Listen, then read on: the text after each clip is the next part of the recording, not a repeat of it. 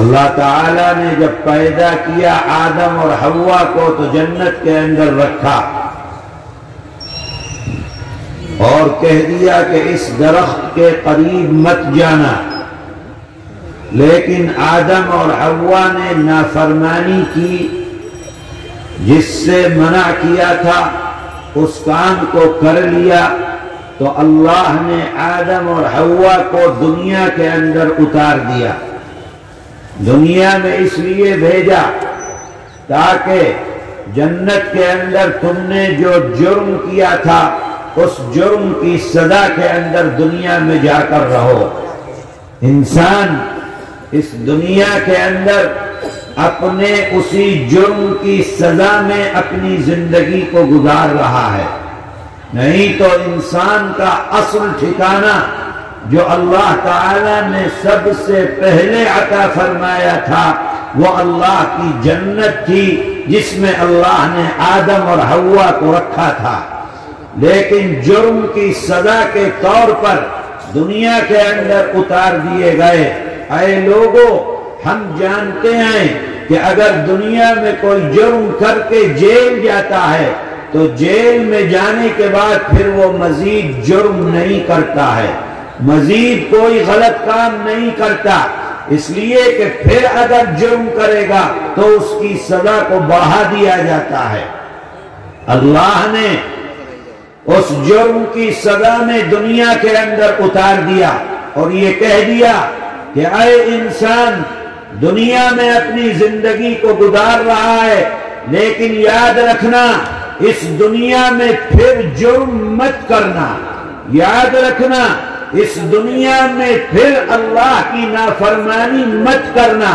جیسے جنت میں نافرمانی کی تھی دنیا میں اتار دیے گئے ہو، اگر اس دنیا میں رہ کر پھر اللہ کی نافرمانی کرو گے، پھر اللہ کا کہنا نہیں مانو گے، پھر اللہ کے بتلائے ہوئے راستے پر نہیں چلو گے، تو اللہ فرماتا ہے پھر اس سے زیادہ سخت سزا کے اندر تمہیں اپنی جہنم کے اندر میں داخل کر دوں گا۔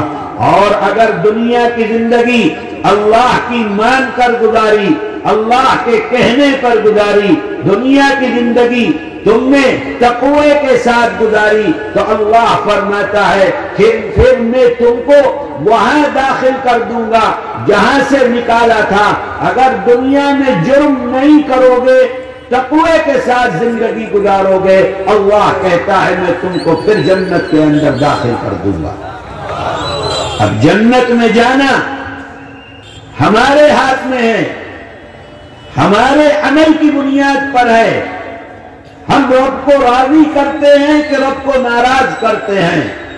وہ زندگی جو رب کو راضی کرنے والی زندگی ہے وہی زندگی کامیاب ہے، اور جو زندگی رب کو ناراض کرنے والی زندگی ہے وہ عمل جو رب کو ناراض کرنے والے عمل ہیں، اس دنیا کے اندر ہم کو ان عمل سے بچ کر اپنی زندگی کو گزارنا چاہیے۔ قرآن میں جو میں نے آیت پڑھی، اللہ تعالیٰ اس آیت کے اندر اسی بات کو ارشاد فرما رہے ہیں۔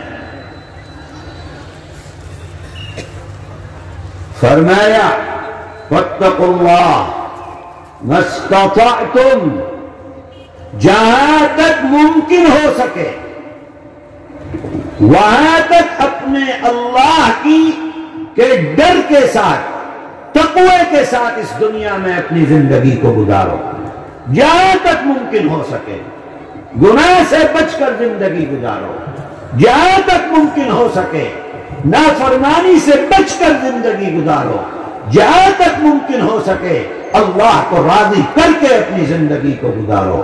فاتقوا اللہ ما استطعتم واسمعوا واطیعوا وانفقوا۔ قرآن تمہارے سامنے پیش کیا جاتا ہے، رسول اللہ کی حدیثیں تمہارے سامنے پیش کی جاتی ہیں۔ فاتقوا اللہ ما استطعتم واسمعوا، سنو اس کو، غور سے سنو، دھیان سے سنو کہ کیا بتلایا جا رہا ہے۔ وَأَطِيعُوا، اور جو کہا جائے اس پر عمل کرو، اس کے مطابق زندگی گزارو۔ اگر نہیں گزارو گے کل قیامت کے دن اللہ کے دربار میں سوال ہوگا، جواب دینا پڑے گا۔ لا تزال قدم ابن آدم، اللہ کے آگے سے انسان نہیں جا سکتا، کوئی بھی انسان کسی دھرم کا ماننے والا، جب تک اس سے 5 سوالات نہ کر لیے جائیں۔ ہر آدمی جانتا ہے، قرآن کہہ رہا ہے صرف سن لینا کافی نہیں ہے، سنو اور سننے کے بعد اس پر عمل کرو۔